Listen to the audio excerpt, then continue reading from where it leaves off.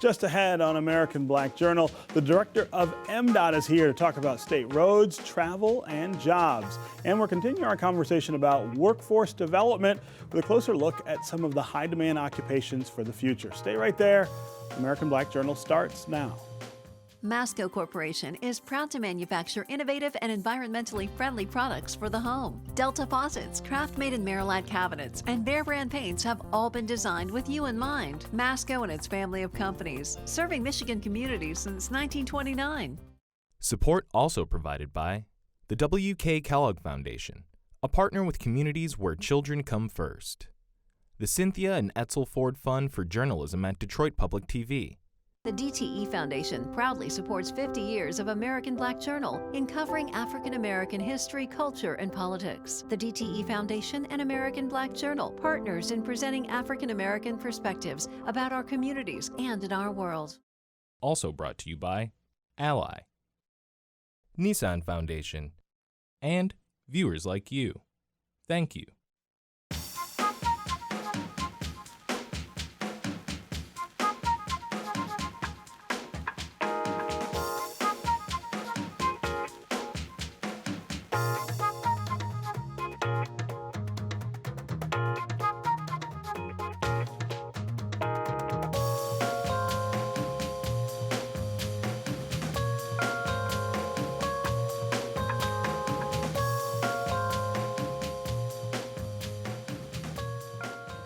Welcome to American Black Journal. I'm Stephen Henderson. My first guest was appointed director of the Michigan Department of Transportation at the beginning of this year. MDOT is responsible, of course, for the state's 9,600 miles of highway. The department also manages transportation programs, including the state's passenger rail system and local public transit. Joining me now is Paul Ajegba, director of MDOT. Welcome to American Black Journal. Thank you. So glad to be here, Stephen. So you have a pretty easy job these days, right? No issues, no challenges. Not at all. Right. Nothing keeps me up at night. I sleep like a baby. All right. Let's start with what is on everyone's minds, which is the condition of our roads. Explain to the viewers why the roads are in such bad shape and why we're having this argument over how to fix them. Well, I think we have to go back 40 years. Somehow along the way, we decided to stop investing in our infrastructure, and we kept doing a lot of bandage work, and now it's coming to the point where all these decisions that were made back then, it's catching up to us. If you really look at the governor's three main core focus of our budget is good roads, good schools, and clean drinking water. Mm-hmm. Who could be against that? Right. But we are at a point now where I want to take a step back again. In 2013, mm-hmm. we started, the legislature started this idea of the one-time general fund money infusion into our infrastructure mm-hmm. system. And at that time, our infrastructure condition was at 85%. 6 years later, with that infusion of one time, we're at 78%. Yeah, it's going down. It's going down. In 2 years, it'll be at 65% if we keep going in this direction. So the governor's point is, this is enough. Let's stop the shell game. Let's find a permanent source of revenue to start funding the roadways correctly. Yeah.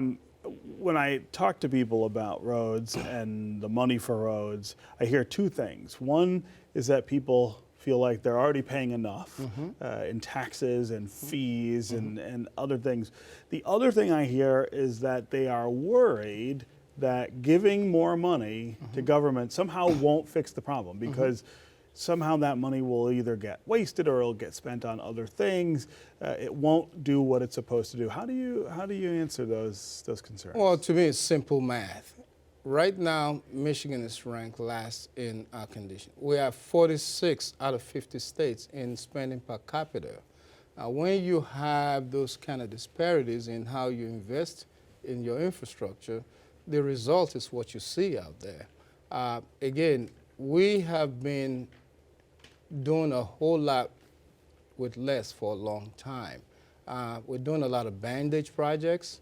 now it's coming to the point where some of those bandage projects, you can't bandage them anymore. You have to do the permanent fix, and that's the issue. Yeah. Talk about the things that we are seeing get fixed now, even as the legislature can't come up with a permanent long-term funding solution. There is more money going to roads than there was before 2013, for instance.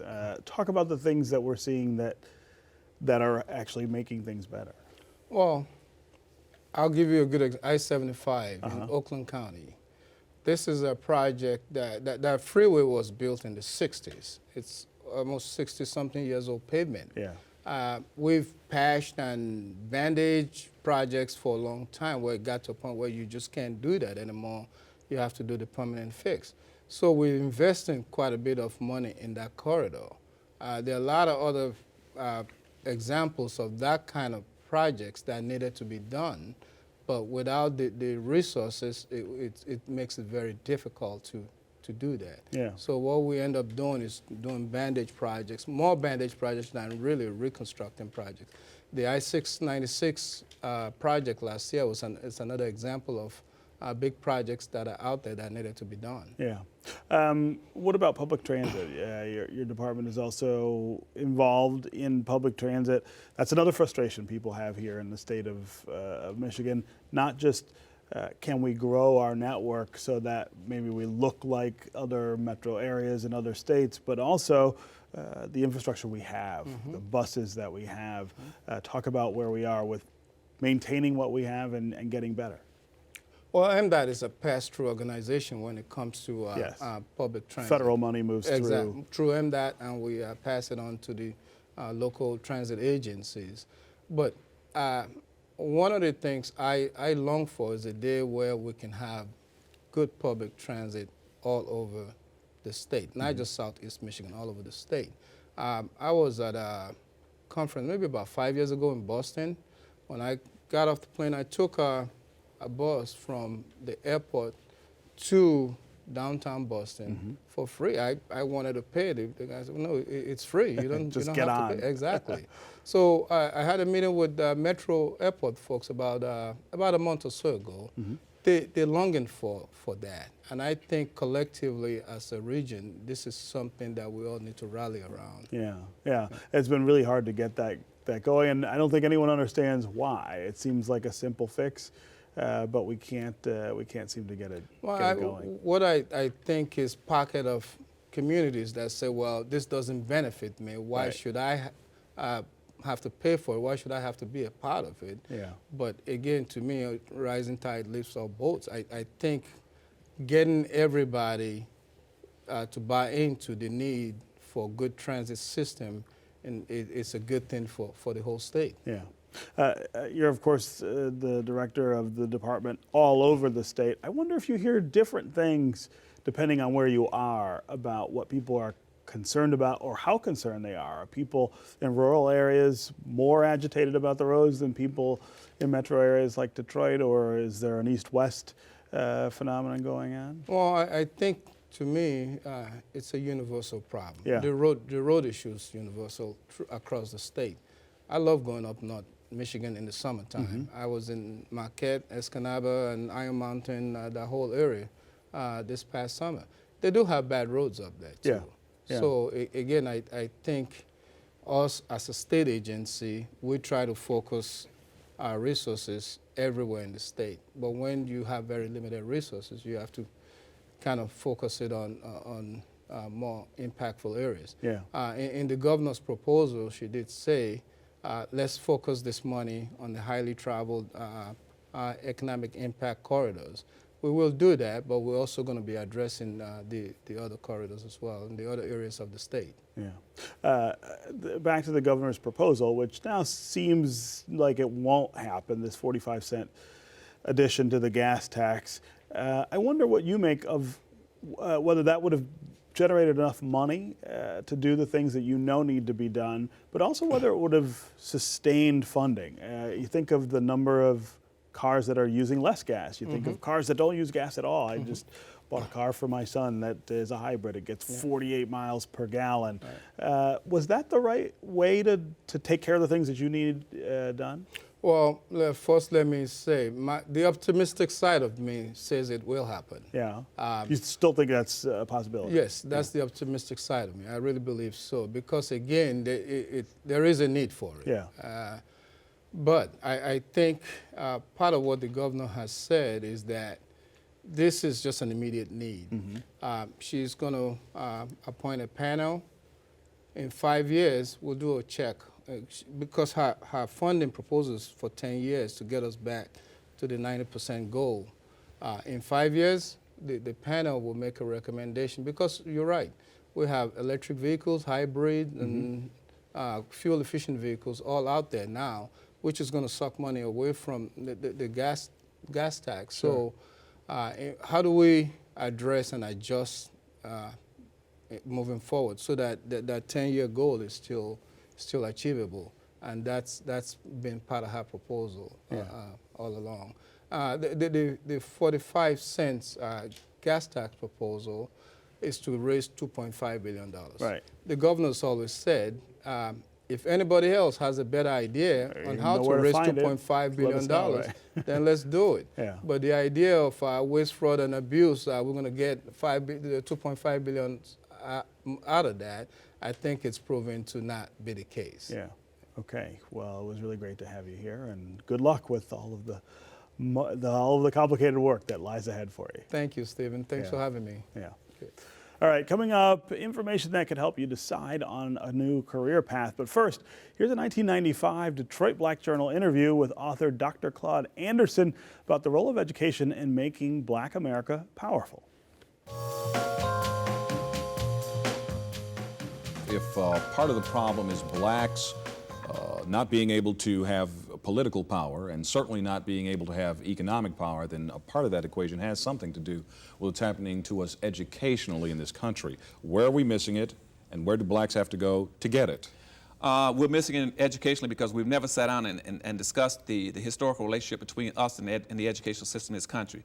Remember, the educational system was designed on a public policy that's gone in a complete circle, 360 degrees. First of all, we were denied education. Then we moved from a denied educational basis to desegregated education prior to the Civil War. Then we moved after the Civil War into segregated education. Then by the 1950s, we went back to desegregated education, and now we're back into a state of denial of education. Then I'm going to talk about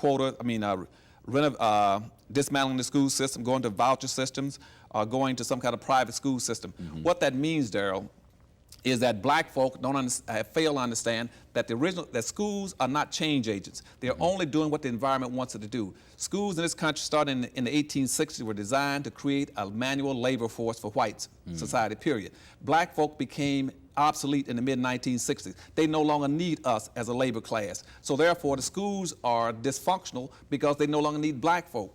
If we really want to make our schools functional, we have to come up with a national public policy about what we want our schools to do for black folks. Isn't that a slap in the face to all the black educators and administrators in big cities across this country who are in charge of school systems?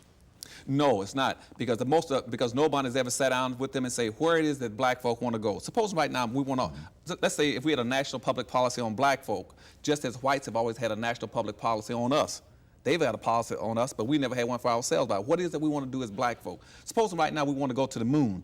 Then once we decide where we want to go in a public policy, then it becomes incumbent upon all those educators and all those school systems to say, now what must our school systems do in terms of instilling in our kids the attitudes, the skills, the competencies to be able to get us to the moon.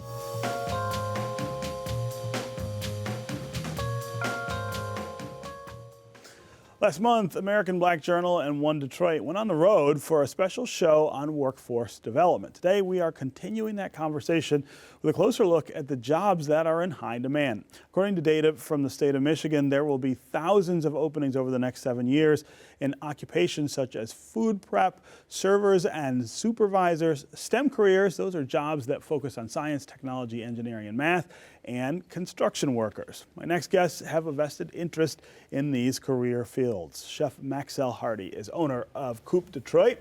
Marlon Williams is founder of Sisters Code. And Aubin Williams is president of Ecclesia Building Corporation. Thanks to all of you for being here. Chef, let's talk about the opportunities that exist in the food business in restaurants and other food prep and service? Well, I mean, I think it's so many different avenues you can go in the food and beverage and hospitality industry, you know, from chefs to dishwashers to, you know, servers. And as, you know, Detroit is opening all these new restaurants, hotels, there's a lot of opportunity. I think one of the things that we struggle with, though, is training. And I think that should be something that we really focus on. More so than just saying, hey, we're going to place all these jobs, but how do we train these people to come in and do a good job at, you know, at their skill? Yeah. You know, because I just go through it, you know, guys come in all the time and want to be a chef and want to be a dishwasher, want to be a server. There's a perception, I think, among some people that you just show up at a restaurant and say, well, I want to work, right? But that's the tough part, you know. It's one thing to have bodies, but one thing to have, you know, trained professionals. And I think that kind of just resonates in all different industries, but hits really home for me in the hospitality industry. So if you wanted to be a restaurateur or someone who works at a restaurant, a chef, where would you go to get that kind of prep? Well, that's the thing. You know, we don't have a lot of, you know, training facilities here in the city. Yeah. You know, you have Schoolcraft, that's, you know, that's training, but that's a longer program. I think some of the answers should be, you know, how do we condense some of these programs to turn them into a 90-day, a 60-day, you know, a half a year program that we can get them trained and then get them out in the workforce, but have a skill set and have some kind of certificate or, you know, half a degree behind them. That way, you know, you can kind of come in and lend that good support that I need in the restaurant and in the industry. Yeah. Sisters Code is one of my favorite organizations around the city. Tell the viewers what you're doing and why it's critical right now, given the kind of jobs that are going to be available. So Sisters Code, our mission is to empower women ages 25 to 85 to just get out of their own way and at least try the field of technology. So the way we do that is we will hit them with a little HTML and CSS, which is really not coding, but something happens on the screen that's just magical. And so we have them hooked at that point. And then we introduce them to JavaScript, which is a little deeper dive. Yeah. And for us, success is some people walk away saying, I love this and I really want to do this. And some say, yeah, no.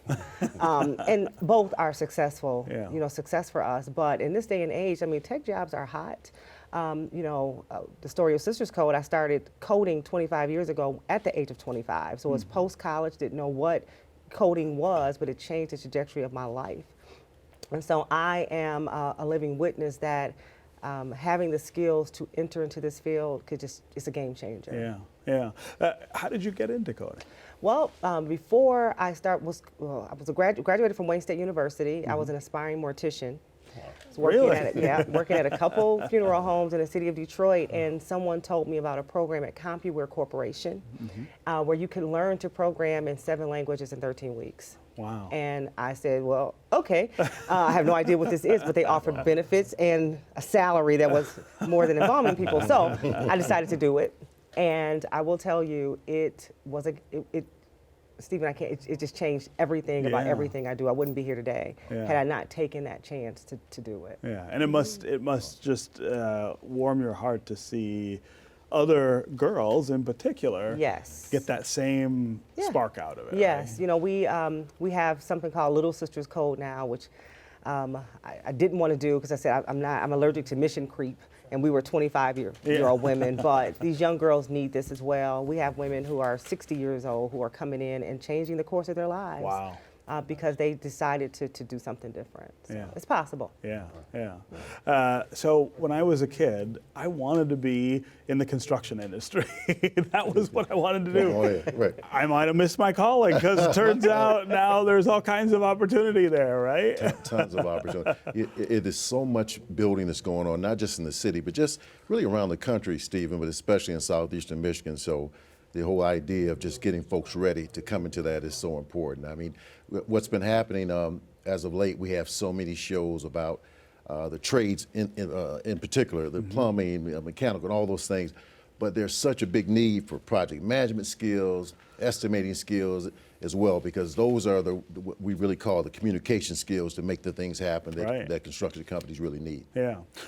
And where do you go to get that kind of training and opportunity? You know, obviously there's lots of great schools. I'm not trying to plug any of them, but there's lots of great schools. You can do that. You know, you've got the in-state universities, but you know, you also have some schools kind of off the line, like Bowling Green University. We've got a young man that works for us that's outstanding. He came from us in architecture engineering from Bowling Green. And so those are kind of skills that you get to be able to communicate at a higher level. And I don't mean that in a demeaning way, but in the sense of communicating with owners and other project managers of your kind. Yeah.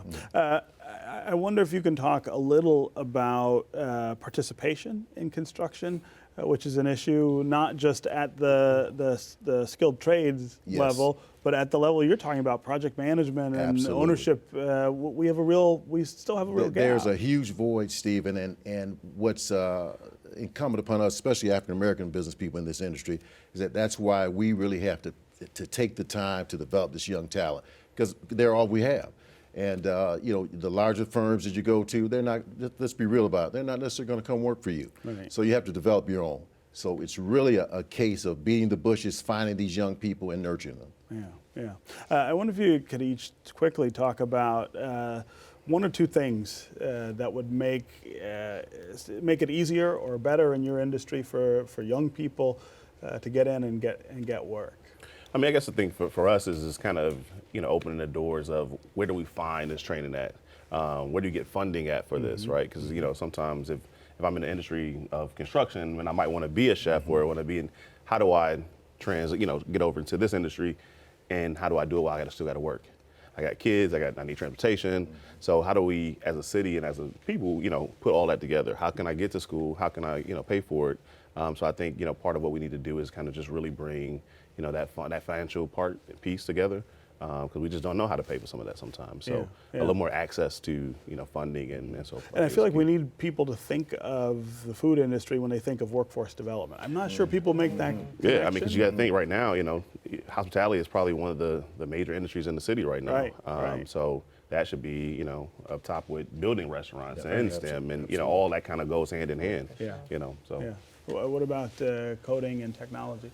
So I would just say two things. One is we really need to get to the bottom of the digital divide. Yeah. Right. So access is really important. These tech jobs are great, but our children, if we talk about youth, they have to have the ability to access this great internet at home. So that would be one. And then the second one, for any age, but especially adults, we really need to make sure that these boot camps are diverse. They practice inclusion and equality when it comes to getting a job at the end of them. Right, yeah. I mean, that's the thing. I mean, it's really hard if somebody puts the effort in and then can't find work on the other side. When they were told they would be able to. Yeah. Yes. Yeah. And much like they just mentioned, Stephen, is that, but I'll say one and two, especially in our industry, has been communication. So what we find is this big push towards all the trade skills, but the liberal arts skills, what I'd like to say is that being able to, it's one thing to be able to put together a building or be able to lay brick, but can you fill out your invoice? And so we've got to get those skills. So we push that very hard with young people, just at the stage in the elementary courses as well, to get those communication skills up so they are marketable so we can get to them. Yeah. Is the city doing what it should do in each of your areas to make this better? I mean, in the hospitality industry, I think, they're making some good push, on the training side of things. Just trying to figure out how do we train and get the whole workforce development trained correctly. I think, a lot of culinary schools came into the city, to wanting to do this project, but I think it just needs a lot of support from the city, which I think is happening. I think it takes time, but in this industry, is growing, so it needs to be, wrapped up a little. We have a lot of focus on workforce development in city government right now. Is that working in your areas? I see it working. I see it working from the standpoint that they have this new Office of Digital Inclusion, which is huge. So to me, that's saying we're paying attention. With a young African American Joshua leading Edmonds, that. he's doing a great job. There was a conference last week, and the city backed that. So I would say yes, from a workforce development standpoint and understanding that the digital divide is partnered with that. I would say yes, we're on an uptick there. Construction is a much tougher one because it's a lot of controversy around it. You see so much happening, and folks are wondering where are the folks that look like the people in the city. So I think the city's trying to do some innovative things, but we've got a lot of work to do there. So, and again, incumbent upon companies like myself, when we get these opportunities, we've got to create the opportunity as well. Hold the door open behind you. Absolutely correct. That's it. Well, congratulations on all your work, and thanks for being here. Thanks for having us. Thank you.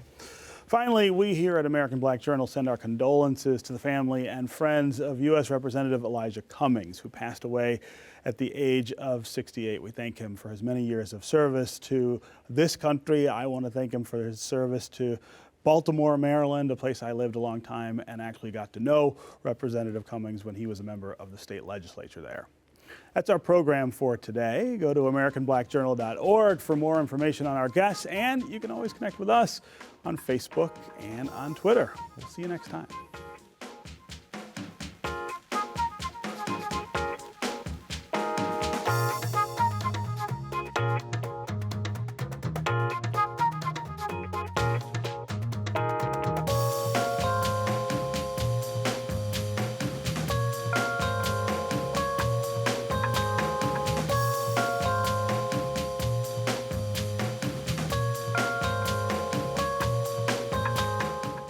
MASCO Corporation is proud to manufacture innovative and environmentally friendly products for the home. Delta faucets, craft-made in Merillat cabinets, and Behr brand paints have all been designed with you in mind. MASCO and its family of companies, serving Michigan communities since 1929.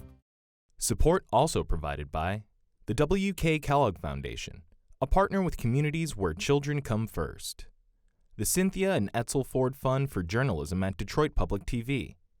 The DTE Foundation proudly supports 50 years of American Black Journal in covering African American history, culture, and politics. The DTE Foundation and American Black Journal, partners in presenting African American perspectives about our communities and in our world.